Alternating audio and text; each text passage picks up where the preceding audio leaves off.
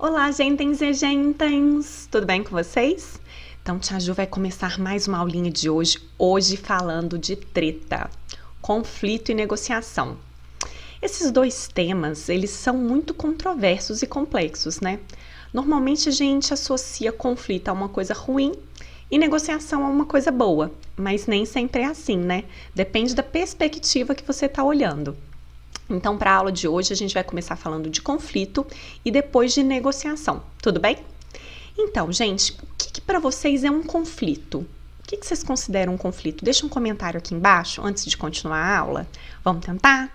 Então, gente, o conceito de conflito é um processo que tem início quando alguém percebe que outra parte afeta ou pode afetar negativamente alguma coisa que a gente considera importante. Isso é uma tensão entre duas partes ou duas entidades, né? Entidades a gente pode chamar de indivíduos, grupos ou organizações, ocasionando respostas dadas pela mesma. Então, gente, é importante a gente perceber que se pelo menos uma das partes não sentir uma tensão, não perceber que existe o conflito, não existe conflito. Então, não cabe a mim olhar para uma situação e falar, tá tendo conflito sobre isso. Se pelo menos uma das partes envolvidas no processo não perceber o conflito, ele efetivamente não está acontecendo, né? Então, ele é um processo de percepção. A gente vai falar agora um pouquinho sobre a história do conflito, né? A percepção sobre o conflito, os estudos sobre o conflito, eles vão passar por 3 fases. A primeira fase, então, né, chamada de tradicionalista, ela aconteceu entre as décadas de 30 e 40 e ela vai falar que o conflito é sempre maléfico e por isso ele tem que ser evitado. Então, os conflitos normalmente acontecem por uma má comunicação, falta de confiança ou incapacidade dos gestores de satisfazerem as necessidades dos indivíduos. Depois, né, entre a década de 40 e 70, a corrente interacionista vai dizer que o conflito pode não ser maléfico, né, que ele possui um potencial, né, uma força positiva para o desempenho do grupo. Essa corrente de pensamento, né, vai dizer que existem conflitos, quando não existem conflitos, na verdade, o ambiente é um ambiente monótono, que as pessoas não têm capacidade de responder à mudança. Então, ela sugere, né, que o gestor ele deve provocar e manter conflitos num nível mínimo, né, evitando o conformismo daquele grupo e buscando inovação. Essa corrente também vai falar que existem 3 tipos de conflito: o conflito de relacionamento, o conflito de tarefa e o conflito de processo. O conflito de tarefa é como fazer o quê, né? Quem vai fazer na verdade, como fazer aquela atividade. O conflito de processo vai falar como isso deve ser feito. As pessoas vão entrar em conflito por decidir como aquele grande processo vai acontecer. E o conflito de relacionamento, né, são de valores, de personalidade, né, quando o santo não bate. E essa corrente também, né, vai falar que sim, existem conflitos que não são positivos, que muitas vezes os efeitos desse conflito ele não é positivo, né, e que por isso algumas vezes sim eles precisam ser contornados. Já a terceira corrente, a corrente de resolução de conflito, que é a corrente atual, ela não vai falar, olha, tem que negar o conflito, tem que estimular o conflito. O que ela vai dizer é que quando o conflito existe, a gente precisa encarar esse conflito e ele precisa ser percebido como algo natural, né? Em qualquer grupo ou organização vai haver conflito sim, e a gente precisa encorajar os bons conflitos e desencorajar os maus conflitos. O mais importante é resolver esses conflitos de forma produtiva para a organização, tá bom? Então, ok, Ju, já entendemos aí o que é conflito, já entendemos as correntes de pensamento, de estudos sobre conflito, mas como que o conflito acontece? Então, vou falar para vocês que os estudos, eles desenham o conflito em 5 fases que eu vou aqui apresentar para vocês. Lembrando que vocês precisam entender que essa aula não é para ensinar vocês a resolverem conflito, mas que vocês percebam o processo, a forma como as pessoas reagem aos conflitos e a partir disso vocês consigam ter uma ampliação de consciência sobre o que é o conflito e como a gente pode agir diante de um conflito, tá certo? Então, vamos voltar aqui para a aulinha. Qual que é a primeira fase, então, do conflito? A fase de incompatibilidade ou oposição. E aí ela vai falar que as condições para que se tenha, né, um conflito, o que antecede o conflito em si, o que a gente percebe enquanto conflito, podem ser 3 processos: de comunicação, de estrutura e variáveis pessoais. O processo, então, de comunicação, né, o que antecede um conflito em si, né? Pode ser por comunicação, uma questão de dificuldade semântica aí, né? Então, eu quero dizer algo, mas você entende como outra coisa, né? Então, isso pode começar a gerar um conflito. A gente também pode ter um mal entendido mesmo, né? Onde alguém não percebe o que a outra parte quer dizer, então isso gera também um desentendimento. E alguns ruídos de canal, né? Então, às vezes, a forma como isso foi emitido pode distorcer aí a minha percepção, o significado do que efetivamente o emissor queria me dizer. Isso sim pode gerar conflito. Tentem aí lembrar da vida de vocês quando que uma falha de comunicação aí por alguma dessas coisas, desses 3 fatores, gerou aí um conflito para vocês. Se quiser, comenta aqui que a tia adora saber de treta. Estrutura também. A gente vai pensar em estrutura para falar sobre antecedentes de conflito, né, a primeira fase do conflito, para perceber que quanto maior o grupo, maior a possibilidade de eclosão de um conflito, quanto maior a diversidade da tarefa de um determinado grupo, maior a possibilidade de ter um conflito, ou a diferença de idade, ou a rotatividade dos membros, então não é um grupo coeso aí, pessoas que trabalham há muito tempo, que já sabem lidar um com o outro. Então a gente vai pensar, olhando para a estrutura, qual é a probabilidade de se haver um conflito. Então pensem aí nessas variáveis e tragam isso para a realidade de vocês quando vocês viram que um grupo tinha uma atividade diversa ou que o grupo tinha diferenças de idades, quando que isso fez com que acontecesse um conflito. E a terceira são as variáveis pessoais, gente, não tem jeito, né? As nossas crenças, as características da nossa personalidade vai fazer sim a gente ter mais ou menos conflitos com diferentes tipos de pessoas com personalidades, né? Com valores, crenças diferentes da minha, né? Não tem jeito. Então vamos passar para a segunda fase, que é o conhecimento ou personalização. E aí a gente vai ter nessa fase 2 processos, a percepção do conflito e o conflito efetivamente sentido. O que a gente vai dizer? Que a percepção do conflito é se as condições citadas no estágio, né, na primeira fase, um daqueles fatores, né, afetam negativamente o interesse das partes, trazendo uma potencial oposição que vai se concretizar agora nessa segunda fase do conflito. Então, essa fase é quando as pessoas percebem o conflito, mas isso não significa que ele seja assumido como tal. O que isso quer dizer? Pode ser sim que eu perceba, olha, nós temos divergências, ou olha, não entendi efetivamente o que você quis me dizer, ou olha, o nosso grupo realmente é muito diverso em personalidade e tudo mais.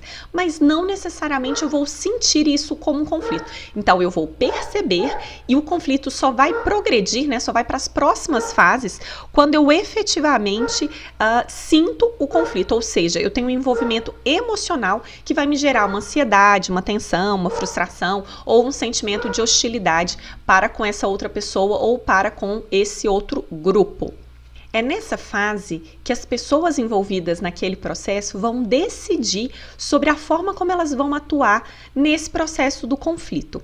E aí a gente já passa para a nossa terceira fase, que vai ser a nossa intenção da resposta. Como que, uma vez que eu senti o conflito, né, que teve aquela tensão, aquela ansiedade, como que eu vou me posicionar frente àquele conflito?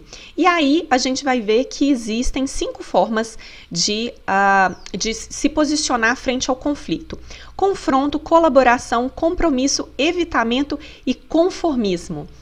Gente, nessa fase eu quero saber de vocês, como que normalmente vocês reagem a conflito? Contem pra tia, em geral nos conflitos que aparecem na sua vida, como que vocês enfrentam esse conflito. A primeira possibilidade de resposta é a de competição. Nela, o sujeito ele está mais preocupado em satisfazer interesses próprios. Ela é bem adequada quando a gente tem um caso, né, um conflito que precisa ser resolvido com urgência e não há tempo de satisfazer ambas as partes. Então eu vou procurar satisfazer os meus interesses e provavelmente a outra pessoa vai procurar satisfazer os próprios interesses, né? A segunda forma de resposta é a colaboração, onde as pessoas têm interesse de satisfazer ambas as partes, ou pelo menos uma das pessoas tem interesse em satisfazer ambas as partes. Quando eu tomo a decisão de agir de forma colaborativa, eu vou precisar ter muita paciência e empenho, e normalmente a outra pessoa também precisa estar agindo da mesma forma. Ela é muito útil em relações de trabalho quando é necessário o envolvimento das partes ao longo de todo o processo. Então, quando eu tomo a decisão de agir por competição com um colega de trabalho, isso é muito complicado, porque eu tenho um processo de longo prazo de relacionamento. Então, talvez seja mais interessante reagir de forma colaborativa para que esse relacionamento possa perdurar. Também um ponto legal quando eu estou falando num processo de negociação, né, onde eu estou falando com uma cadeia de suprimentos, né, onde eu preciso trabalhar bem com os meus fornecedores. Então, como é uma relação de longo prazo, talvez eu sugar tudo dele, né, tirar toda a energia dele, não seja a reação mais correta aí, pensando que eu vou precisar desse fornecedor por muito tempo, né? Então, é interessante que eu tenha uma relação positiva aí com esse fornecedor. A terceira forma de reação é o compromisso, onde cada uma das partes cederá algo que é importante para obter um resultado satisfatório. Então, qual que é a diferença de colaboração e compromisso, já que ambas as partes têm que sair de forma satisfatória desse relacionamento? Quando eu estou falando de colaboração, existe um denominador comum, então os dois saem ganhando. Quando eu estou falando de compromisso, eu sei que eu vou perder um pouquinho, a outra parte sabe que está perdendo um pouquinho, mas em prol do nosso relacionamento, né, que também é a longo prazo, eu vou acabar cedendo um pouquinho e a outra pessoa cedendo um pouquinho.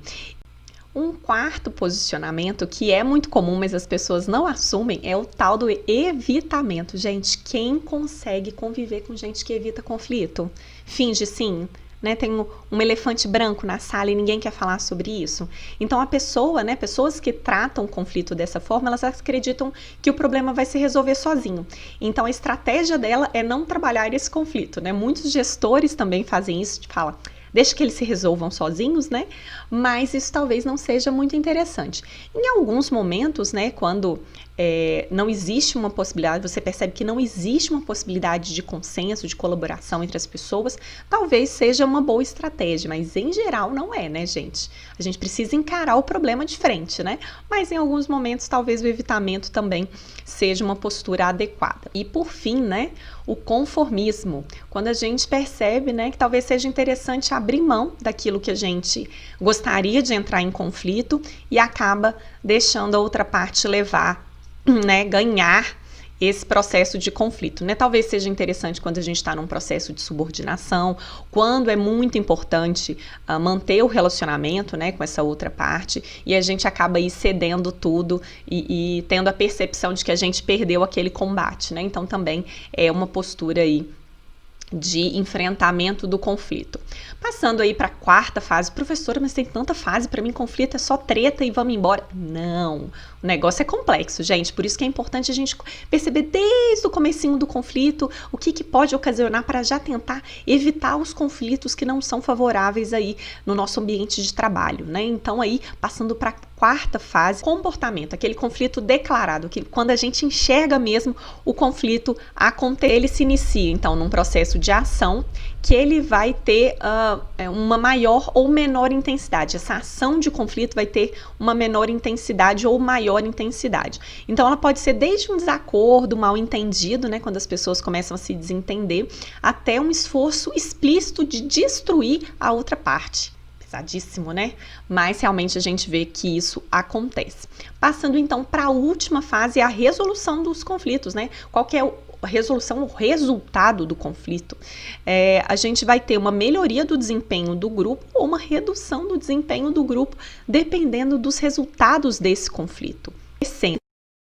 Quando a gente fala então de resultados positivos, construtivos, né, os resultados funcionais de um conflito, é quando a gente vê que as pessoas se mobilizam para uma ação que vai estimular mudança, criatividade, inovação, ou também os efeitos negativos, né? A gente vai ver que também muitas vezes o conflito vai diminuir a coesão do grupo, as pessoas começam intencionalmente a segurar as informações, as interações, né, elas não são mais tão positivas, há uma baixa qualidade nas decisões do grupo, e aí trazendo para a nossa realidade.